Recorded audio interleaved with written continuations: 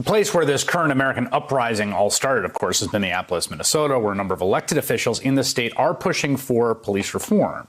One of those officials is City Council member Steve Fletcher, and he had this just incredible Twitter thread yesterday talking about his attempt at reform and basically being stymied at every turn by the Minneapolis Police Union. Quote, politicians who cross the Minneapolis Police Department find slowdowns in their wards.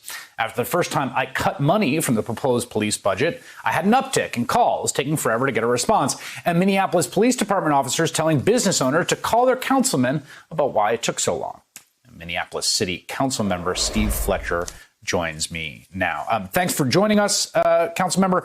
Maybe you could start by giving us a little context about policing and the Minneapolis Police Department in your city, even before George Floyd's death and the latest protests.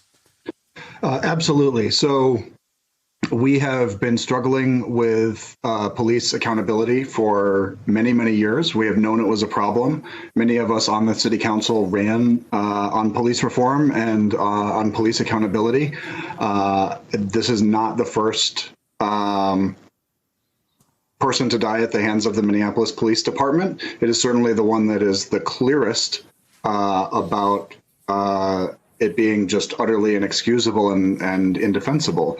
So I think this has sparked a new level of outrage, but this is something that we have been working on. And you know, as I talked about, it's something that I've been trying to, in incremental ways, begin to chip away at, begin to think about what functions of the police could we replace with other kinds of responses? What ways can we create accountability to make sure that there's discipline for abuse of power and misuse of the use of force? It's been very challenging. What has happened when you have attempted things like, for instance, cutting police budgets? This is something that's kind of sacrosanct in many cities, many major cities around the country. Police take up 40 to 50% of the total budget for the entire city. What has the organized opposition from both the police department and the police union been like when there are any attempts to do that? And the ironic thing is we weren't even proposing a cut to their budget. We were proposing a cut to a proposed increase. So it felt to me like it was probably insufficiently progressive for even what I had run on in some ways.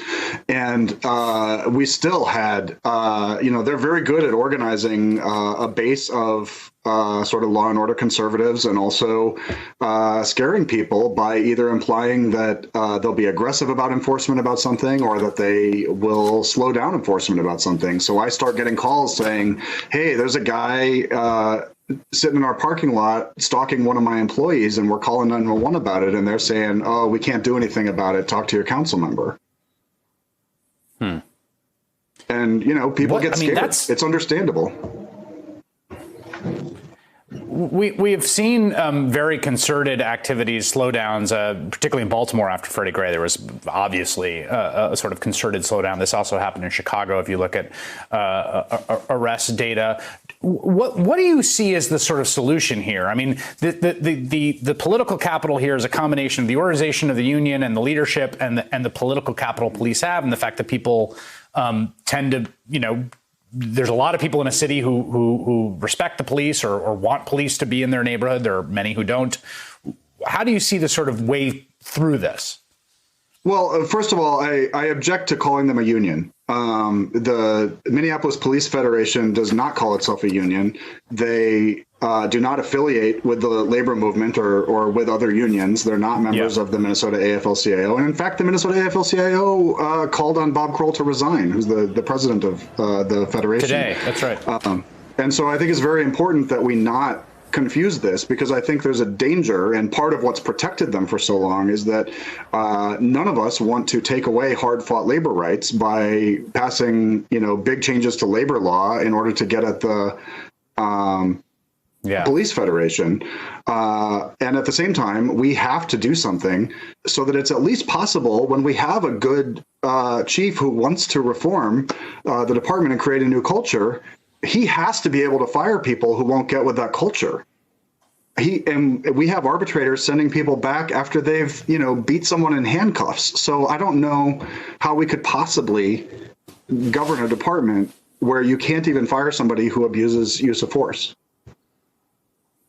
Final question for you, Bob Kroll, who you just mentioned, who is the head of that federation. He was on stage with Donald Trump in your city when Trump had a big. What kind of figure is he in your city? What does it mean to have that picture?